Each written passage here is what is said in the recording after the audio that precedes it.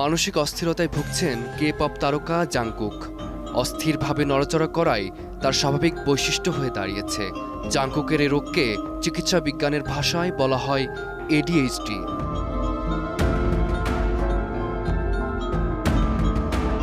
ADHD একটি স্নায়ু সংক্রান্ত সমস্যা। সাধারণত শৈশবে শুরু হলেও অনেকের মধ্যেই এটি প্রাপ্ত বয়স পর্যন্ত থেকে যায়। এ রোগের কারণে মনোযোগ ধরে রাখা সহ স্থির হয়ে বসে থাকাও বেশ সমস্যার।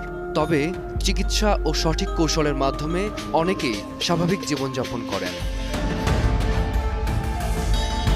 সম্প্রতি আমেরিকায় মিউজিক ভিডিওর শুটিং শেষে দেশে ফিরে এক লাইভে নিজের অসুস্থতা নিয়ে খোলামেলা কথা বলেন জাংকুক।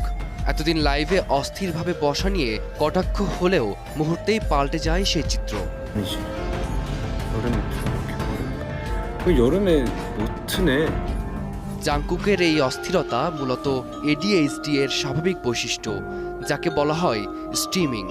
প্রিয় তারকার এমন অসুস্থতার খবর